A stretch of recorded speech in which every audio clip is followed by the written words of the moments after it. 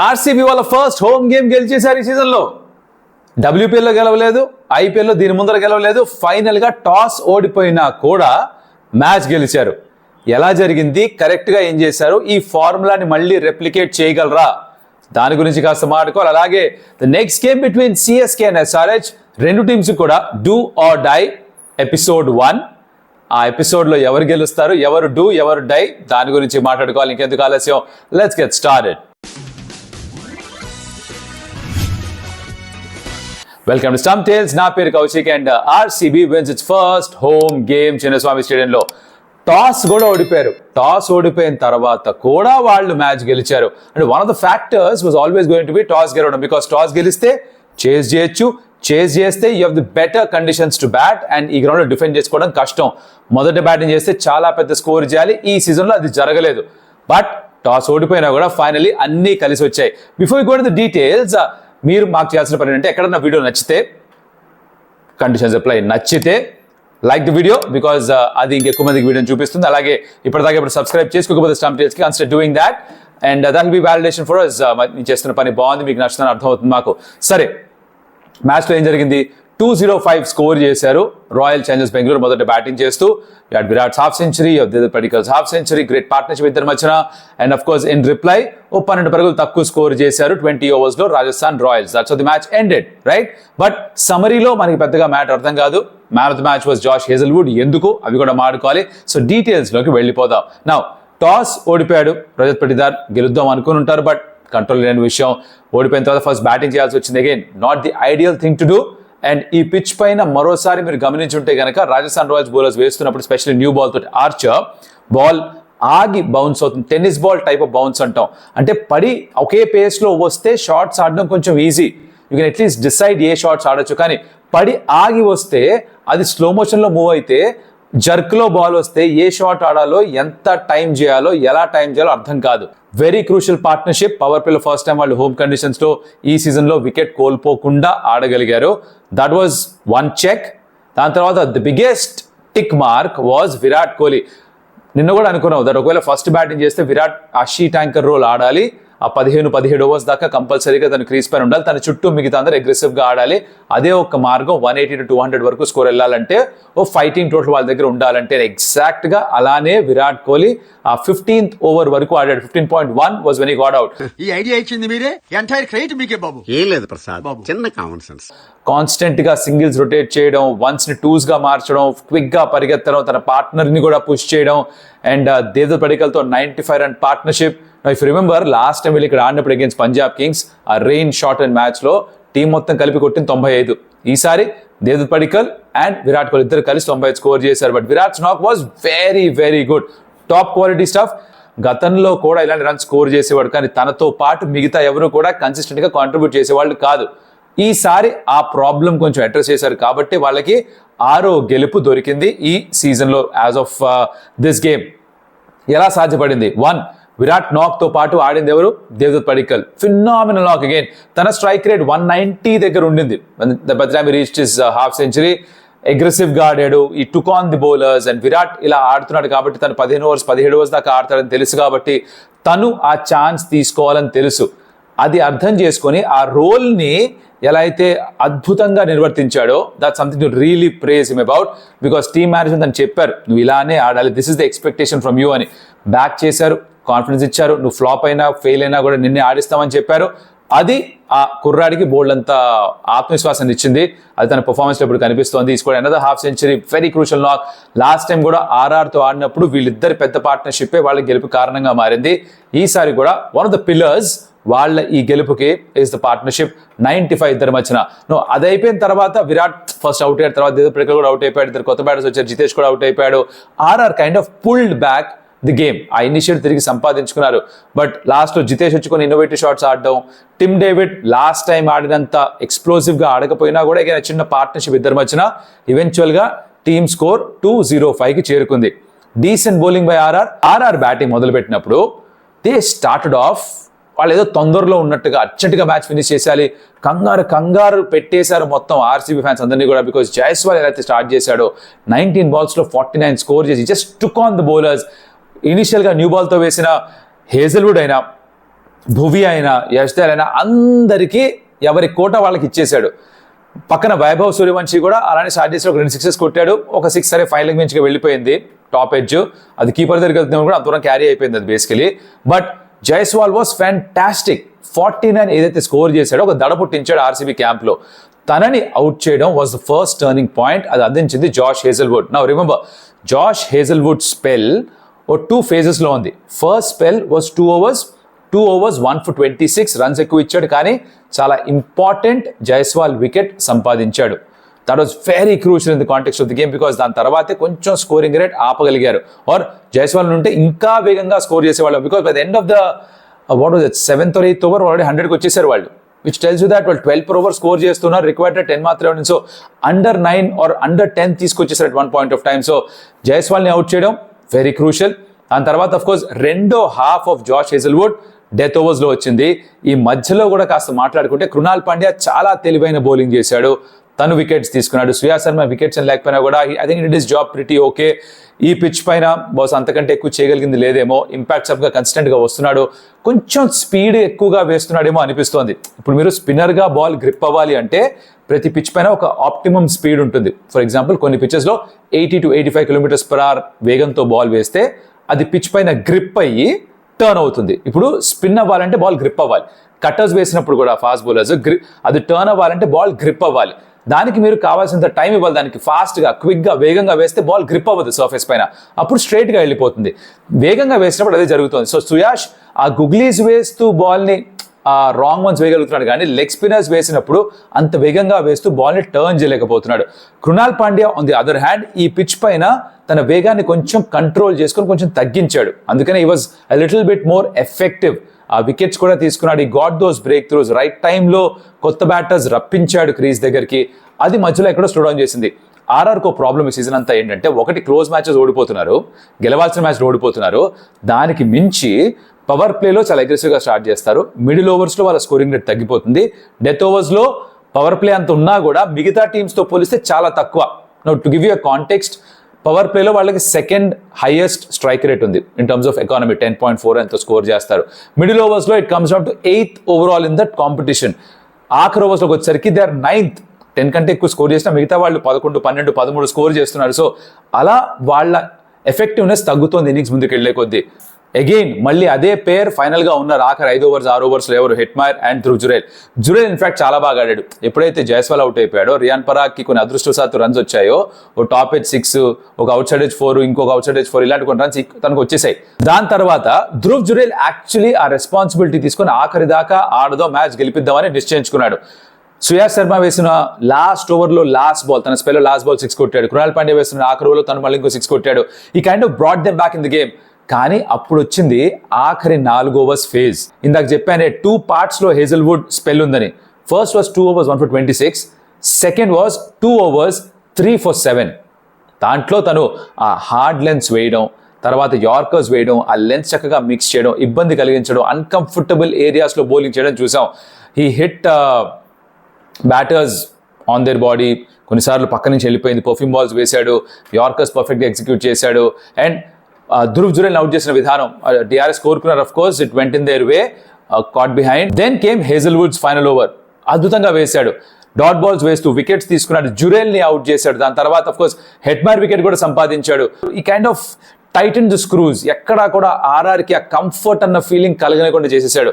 అది వేసేసిన తర్వాత the last over that యష్దల్ had to bowl పెద్ద కష్టమేవి కాదు, because Hazlewood did the actual work load ఏదైతే మేనేజ్ చేయాలో తనే చేసుకున్నాడు, తనే చూసుకున్నాడు. అందుకనే మీరు మ్యాచ్ అయిపోయిన తర్వాత గమనిస్తే విరాట్ కోహ్లీ దూరం నుంచి పరిగెత్తుకుంటూ వచ్చి ఫస్ట్ వెళ్ళి కౌగిలించుకుంది, హైఫై ఇచ్చింది జాష్ హేజల్వుడ్కి, because he was the difference. ఇలాంటి మ్యాచెస్ లాస్ట్ సీజన్, దాని ముందు సీజన్స్లో ఆర్సీబీ ఓడిపోయేవాళ్ళు, బికాస్ వాళ్ళ దగ్గర బౌలింగ్ లేదు. ఒక మంచి బౌలింగ్ సెట్ ఉండడంతో ఆర్సీబీ మ్యాచెస్ ఏవైతే గతంలో ఓడిపోయేవారో అవి ఇప్పుడు గెలుస్తున్నారు. That's how this match came into RCB's way. 5 గెలిచారు బయట. At some point you're bound to lose a game or two. So ఇంట్లో గెలిస్తేనే వాళ్ళ ప్లే ఆఫ్స్కి వెళ్ళగలరు. 8 is the magic number of wins. 16 points వస్తే you're kind of certain to make it the playoff. So ప్రస్తుతానికి 12 పాయింట్స్ ఉన్నాయి, ఇంకో 2 గెలుపులు కావాలి. అది బయటే వస్తాయా, ఇంట్లో కూడా గెలుస్తారా, వెయిట్ చేసి చూద్దాం. That's how the game ended. Special mention for Jofra Archer because తన వేసిన spell was extraordinary. He was breathing fire. ఎలా అయితే బాల్ బౌన్స్ అయిందో, ఎలా అయితే ఫ్లై అయిందో, కీపర్ ఎలా అయితే కలెక్ట్ చేశాడో జురేల్ ఎక్స్ట్రాడినరీ స్పెల్ వేసి ఆడతారు. But of course once again losing cause ఉండిపోయింది. అలా ఆర్సీబీ ఈ మ్యాచ్ గెలిచారు. నెక్స్ట్ ఏంటి? Next is a do or die match for the teams from the south. But దానికంటే ముందర డూ ఆర్ డై ఎపిసోడ్ 1 ఎవరికి? Chennai Super Kings and Sun Rise Hyderabad. ఎందుకు అంటే ఇద్దరికి కూడా మిగిలిన 6 మ్యాచెస్లో 6 విజయాలు కావాలి. 6 wins and that's the only way వాళ్ళు 8 wins వెళ్ళగలరు, అప్పుడే క్వాలిఫై అవ్వగలరు. ఎపిసోడ్ 1 ఎందుకు అంటున్నా, ఈ మ్యాచ్ ఎవరు గెలిచినా దీని తర్వాత మ్యాచ్ ఎపిసోడ్ 2 వాళ్ళకి, ఓడిపోయిన టీంకి ఎపిసోడ్ ఎలాగో ఫినిష్ అయిపోయి. So it's episode 1 for the team that's going to win. But ఎవరనేది తెలియదు మనకి. చెపాక్లో మ్యాచ్, ఇప్పటిదాకా చెపాక్లో స్టీఫెన్ ఫ్లెమింగ్ అనడం ఏంటంటే మాకు కావాల్సిన ఆ కండిషన్స్ ఇవ్వలేదు, మాకు కూడా ఇది అవే కండిషన్స్లో అనిపిస్తున్నాయి, మాకు అడ్వాంటేజ్ ఏం లేదు అని కొన్ని సందర్భాల్లో చెప్పడం విన్నాం. అయితే స్టీఫెన్ ఫ్లెమింగ్ ఏమన్నా కూడా ఫైనల్గా చెపాక్ అనేసరికి అందరికీ గుర్తొచ్చేది ఏంటంటే కొంచెం స్లోయిష్ పిచెస్ ఉంటాయి. అండ్ సన్ రైజ్ హైదరాబాద్ ఈ సీజన్లో ఎక్కడికి వెళ్ళినా ఆడడానికి స్లో పిచెస్ వేస్తున్నారు. మధ్యలో కొన్నిసార్లు ఏమిట్రా అంటే సందట్లో సడమియా టైప్లో హోమ్లో కూడా కొన్ని స్లో పిచెస్ దొరికాయి, అక్కడ వాళ్ళు ఎక్స్పోజ్ అయిపోయారు. Clearly Sun Rise Hyderabad batting యూనిట్కి ఎక్కువ షాట్స్ ఆడడం ఇష్టం, వాళ్ళకి కొంచెం బ్యాటింగ్ ట్రాక్స్ ఉంటే పెద్దగా రన్ స్కోర్ చేయడం, మ్యాచెస్ గెలవడం చూసాం మనం. 286 అగేన్స్ట్ ఆర్ఆర్, 245 చేసేసి పంజాబ్ కింగ్స్. అదే పిచ్ పైన మొన్న ఆడినా కూడా అగేన్స్ ఎంఐ బాల్ కాస్త గ్రిప్ టర్న్ అయింది, వాళ్ళకి వికెట్స్ పడిపోయి కీలకతం దుఃఖనంబన్. సో వాళ్ళకి ఇక్కడ కూడా I don't think that wicket Chepauk is going to suit their batting style ఉండదు. దానికి వాళ్ళు అడాప్ట్ చేసుకోగలరా? సిఎస్కే పాయింట్ ఆఫ్ వ్యూ గురించి మాట్లాడితే కనుక మొదట వాళ్ళు బౌలింగ్ యాక్చువల్లీ బాగానే ఉంది. The bowling department is doing pretty well. Ashwin తిరిగి వెనక్కి తీసుకొచ్చారు, అంటే వికెట్స్ తీసుకోవట్లేదు, తను కొంచెం డిఫెన్సివ్గా కనిపిస్తుంది. బట్ అశ్విన్ భావాజాలం ఏంటంటే తను ఒక వీడియోలో చెప్పినట్టు గుర్తు నాకు, తన ఛానల్ పైనే ఈ సెట్ దట్ T20 క్రికెట్లో వికెట్స్ తీసుకుంటేనే ఎఫెక్టివ్గా ఉన్నట్టు కాదు, టైట్ ఓవర్ వేసినా కూడా యాక్చువల్లీ అది వికెట్ లాగానే భావించాలి అని. So maybe he's thinking that నా 4 ఓవర్స్లో ఎక్కువ రన్స్ ఇవ్వకుండా 10 per over వెళ్ళకుండా 7 per over 8 per over వెళ్ళినా కూడా ఐఎమ్ డూయింగ్ మై జాబ్ అని తను నమ్ముతున్నాడు. Which is I think is not going for the wickets. కొంతమంది మాజీ క్రికెటర్స్ ఎక్స్పర్ట్స్ అనేది ఏంటంటే తన వికెట్స్ కోసం చూస్తే బాగుంటుంది, is a world class spinner, ఇవన్నీ ఉన్నాయి. కానీ బట్ తన అప్రోచ్ కొంచెం వేరేగా ఉంది. మధ్యలో కొన్ని మ్యాచెస్ డ్రాప్ చేశారు, తర్వాత మళ్ళీ తిరిగి వెనక్కి తీసుకొచ్చారు, పవర్ ప్లేలో బౌలింగ్ చేశాడు, బాగానే వేశాడు లాస్ట్ గేమ్లో కూడా, వికెట్స్ ఏమి రాకపోయినా కూడా. బట్ అదర్వైజ్ వాళ్ళ బౌలింగ్ బాగుంది. ఖలీల్ అహ్మద్ వికెట్స్ తీసుకుంటున్నాడు, అన్షుల్ కంబోజ్ ఆడుతూ తను కూడా కాంట్రిబ్యూట్ చేస్తున్నాడు, నూర్ బోల్డ్ అని వికెట్స్ తీసుకున్నాడు, Pathirana is always reliable at the death, and of course అలాగే జడేజా కూడా ఉన్నాడు. కాబట్టి వాళ్ళ బౌలింగ్ ఇస్ సార్టెడ్. కానీ వాళ్ళ ప్రాబ్లం వల్ల వాళ్ళ బ్యాటింగ్లో దాన్ని ఎలా మార్చుకున్నారు అంటే, ఇంత ముందర మ్యాచెస్లో షేక్ రషీద్ ఒక మ్యాచ్లో తీసుకొచ్చారు, అక్కడ 26 ఎంత స్కోర్ చేశాడు, రెండో మ్యాచ్లో ఎక్కువ స్కోర్ చేయకపోయినా కూడా ఫ్రెష్ బ్లడ్ని ఇన్ఫ్యూజ్ చేశారు.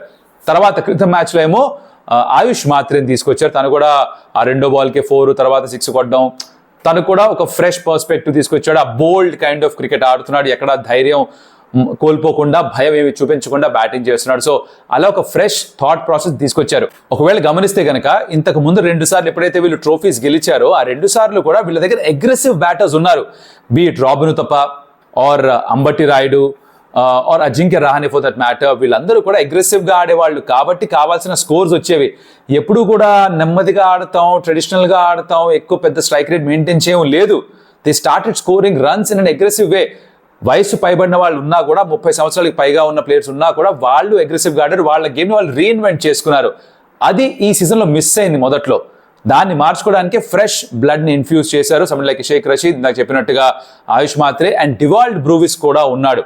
మహేంద్ర సింగ్ ధోని క్రితం మ్యాచ్ అయిపోయిన తర్వాత పోస్ట్ మ్యాచ్ ప్రెస్ కాన్ఫరెన్స్లో మాట్లాడుతూ చెప్పిన విషయం ఏంటంటే, మేబీ ఈ సీజన్లో ముందుకెళ్ళకపోవచ్చు, బట్ రాబోయే సీజన్ కోసం 11ని రెడీ చేసుకోవాలి, బికాస్ ఈ స్క్వాడ్తో 3 సంవత్సరాలు ఈ టీంని ముందుకు తీసుకెళ్ళాలి. సో బెటర్ కాంబినేషన్ ఏంటి, ఎలా మ్యాచ్లు ఆడితే బాగుంటుంది అది సెట్ చేసుకోవాలి. Because I think 2020 was it.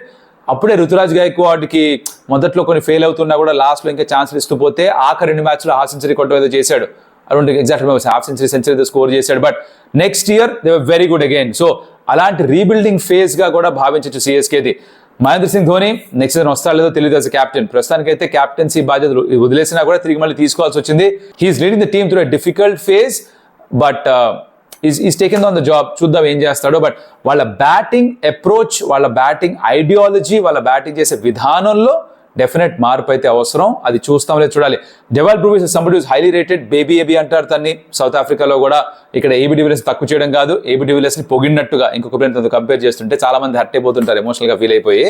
డెవాల్ Brevis తను వస్తే కనుక we'll have to see how does he play. Overton ని కొంచెం డిఫరెంట్ గా యూజ్ చేస్తున్నారు. జేమీ ఓవర్టన్ ని వాడేది ఎలా అంటే ఇంగ్లాండ్ కూడా he's used more like a middle overs లో బౌలింగ్ చేసే బౌలర్ అండ్ డెత్ లో బ్యాటింగ్ చేసి ఫినిష్ చేసే బ్యాటర్, అలా యూజ్ చేస్తారు. ఇక్కడ సిఎస్కి కొంచెం డిఫరెంట్ గా యూజ్ చేస్తారు తన్ని. పవర్ ప్లేలో బౌలింగ్ వేయించడం, డెత్ ఓవర్స్ లో బౌలింగ్ వేయించడం, that's not his natural style or natural play. అదైతే కాదు. దాన్ని ఏమైనా తిరిగి మాడిఫై చేసి రీఅడ్జస్ట్ చేసుకుంటారా ఈ మ్యాచ్ లో అన్నది చూడాలి. రాహుల్ త్రిపాఠి లాంటి ఛాన్సెస్ ఇచ్చారు. I don't think that's going to happen any more, but that's for CSK. గెలిచినా తర్వాత 5 గెలవాలి, నాట్ జస్ట్ సిఎస్కే, ఎస్ఆర్హెచ్ కూడా. సో వాళ్ళ థాట్ ప్రాసెస్ బహుశా ఈ మ్యాచ్ చూసుకుంది ఏం జరుగుతుందో అనుకుంటారు. ఎస్ఆర్హెచ్ వాళ్ళైతే వాళ్ళ కోచ్ చెప్పడం ఏంటంటే గత సీజన్స్లో ఇలాంటి పొజిషన్స్లో ఉన్న టీమ్స్ కూడా క్వాలిఫై అయ్యాయి. లాస్ట్ సీజన్ ఆర్సీబీ చేశారు, వాళ్ళని మేము ఇన్స్పిరేషన్గా తీసుకుంటున్నాం. ఈసారి మేబీ చేస్తామేమో, వరుసగా ఓడిపోయిన తర్వాత మేబీ వరుసగా కొన్ని మ్యాచ్లు గెలవచ్చు కదా అన్న ఒక ఆలోచన Daniel Vettori. It's good to be positive, good to be optimistic, no doubt in that. But అది జరగాలంటే మ్యాచ్ గెలవడం ముఖ్యం. అందుకే అన్న ఎపిసోడ్ 1 ఇది, ఎస్ఆర్హెచ్ కన్నా సరే ఎపిసోడ్ 1 ఇదే. వాళ్ళు గనక పిచ్కి తగ్గట్టుగా వాళ్ళ బ్యాటింగ్ అప్రోచ్ని అడాప్ట్ చేసుకోకపోతే, మళ్ళీ ఎర్లీగా వికెట్స్ కోల్పోతే, బౌలింగ్ పెద్దగా ఏం చేయలేదు. బికాస్ వీళ్ళ దగ్గర బౌలింగ్ లేదు అంత గొప్పగా. సిఎస్కే బౌలింగ్ బెటరా, ఎస్ఆర్హెచ్ బౌలింగ్ బెటరా అంటే ఎవరన్నా చెప్తారు ఎస్ఆర్హెచ్ బౌలింగ్ కంటే కూడా సిఎస్కేదే బెటర్ అని. మొన్న మ్యాచ్లో షమి కూడా ఆడలేదు, because they had to play Abhinav Manohar impact సబ్గా. తను వచ్చాడు కాబట్టి కనీసం ఆ స్కోర్ అన్న వచ్చింది, అది వేరే విషయం అనుకోండి. బట్ ఈ మ్యాచ్లో షమిని ఆడిస్తారా? ఐ థింక్ ఆడించాలి, ఇంకో ఆప్షన్ లేదు. బట్ స్పిన్నర్స్ కావాలనుకుంటే ఇంకెవరున్నారు ఆప్షన్? రాహుల్ చార్ని తీసుకురావాలి జిషాన్తో పాటు. చేస్తారా లేదా వెయిట్ చేయాలి. అభిషేక్ శర్మ అంత ఎఫెక్టివ్గా అనిపించట్లేదు స్పిన్ వేస్తూ. బ్యాటింగ్ విషయానికి వస్తే ట్రావిస్ హెడ్ 2 50s కొట్టాడేమో కానీ, బట్ అదర్వైజ్ అంత కన్సిస్టెంట్ కాదు. They might still pull off a game or 2, ఇక్కడ అక్కడ ఎంటర్టైన్ చేస్తారేమో ఆడియన్స్ని, క్రౌడ్ని. But it's been below average, below par season for Sunrisers Hyderabad, అది ఒప్పుకొని తీరాల్సిందే. Failures for Ishan Kishan. మొన్న మ్యాచ్లో సరే ఏం జరిగిందో తెలుసు, దాని గురించి బోల్డ్ డిస్కషన్లు అయిపోయి, కాంట్రవర్సీ అయిపోయి, లీగ్ని కొనేసారి అని చెప్పి చాలా మంది ఫీల్ అయ్యేవారు, చాలా మంది ఉన్నారు. దాని ఎక్స్ప్రెషన్ కూడా ఇచ్చేసాం, అయిపోయింది. But will he get a game or తను ఏమన్నా రెస్ట్ చేస్తారా? బికాజ్ స్మరణ్ని తీసుకొచ్చారు as a replacement for Adam Zampa. తను ఏమన్నా ఆడిస్తారా? బికాజ్ నెక్స్ట్ సీజన్కి వీళ్ళు కూడా ఆలోచిస్తున్నారా? Will have to see. అంటే ఇషాన్ కిషన్ అలా వెళ్ళిపోయిన తర్వాత తనకి ఏమన్నా కొంచెం మందలింపు టైపులో కూర్చోబెడతారా? Will have to wait and see. నితీష్కి he needs to get some runs, he's in a lot of pressure, అది క్లియర్గా అర్థమవుతుంది. But I still think is 1 knock away. Hopefully అది రావాలి. బౌలింగ్ చేయట్లేదు కుర్రాడు because of the side strain, అది పూర్తిగా ఇంకా 100% హీల్ కాలేదు కాబట్టి బౌలింగ్ చేయట్లేదు. సో ఆల్రౌండర్గా ఆడలేకపోతున్నాడు, ఓన్లీ ప్యూర్ బ్యాటర్గా ఆడుతున్నాడు. అది ఇంకాస్త ప్రెషర్ పెంచింది తన పైన సీజన్ మొత్తం అంతా కూడా. రన్స్ రాలేదు and it's kind of a spiral after that. ఒకసారి రాకపోతే, 2వ మ్యాచ్ రాకపోతే, 3వ మ్యాచ్ రాకపోతే ప్రెషర్ పెరిగిపోతుంది. And that's continuing for him. That's of the season is. నితీష్కి మాత్రమే కాదు, ఎస్ఆర్హెచ్ మొత్తానికి, బ్యాటింగ్ యూనిట్ మొత్తానికి సీజన్ అలానే ఉందన్నమాట. So there is nothing to lose here. అంటే ఇప్పుడు వస్తే కొండ పోతే వెంట్రుక టైప్ 2 టీమ్స్ కూడా దుబాదుబ్లడింగ్ అని మొదలెడతారు మ్యాచ్. సో అలా ఉండబోతోంది. Now if you talk about the players to watch out for CSK, I am going to look at Ayush Mhatre. ఆ కుర్రాడు ఎలా ఆడతాడు? Because he started brilliantly. ఈ మ్యాచ్ కూడా ఆడతాడని అనుకుంటున్నాను. ఎలాంటి నాక్ ఆడతాడో, ఎలాంటి అగ్రెసివ్ ఇంటెంట్ చూపిస్తాడో. 17 సంవత్సరాలు మాత్రమే, పసికున ఫ్యాంటాస్టిక్గా ఆడుతున్నాడు. So he is my player to watch out for CSK డిపార్ట్మెంట్లో. అండ్ సన్ రైజర్స్ హైదరాబాద్ గురించి మాట్లాడితే కనుక player to watch out for me, ఒకవేళ ఈ గేమ్లో ఇంపాక్ట్ క్రియేట్ చేయాలి అంటే కనుక it has to be one of the batters. Travis Head score చేస్తే బాగుంటుంది, but I would like to see some Indian batter scoring runs. And Ishan కిషన్కి అవకాశం వస్తే I hope he score some runs. Because అలా out అయిన తర్వాత, ఇన్ని మాటలు వస్తున్న తర్వాత ఎక్కడో చోట it's bound to affect a players సైకి. సో దాని నుంచి కోలుకోవాలంటే ఇషాన్ కిషన్కి ఒక మంచి నాక్ కావాలి. Hope that happens. సో మీ ఉద్దేశంలో ఎవరు players watch out, let me know in the comments. అలాగే మీరు ఏ టీమ్కి రూట్ చేస్తున్నారు, ఈ డూ ఆర్ డైలో డూ ఎవరికి, డై ఎవరికి, let me know in the comments. And అలాగే లైక్ ది వీడియో, నచ్చుంటే కనుక ఏమన్నా share it your friends. And అలాగే సబ్స్క్రైబ్ చేసుకున్న స్టంప్ టేల్స్కి if you not done in the past. And మరొక మళ్ళీ కలుస్తా. అప్పటిదాకా సెలవు. అడియోస్ అమిగోస్.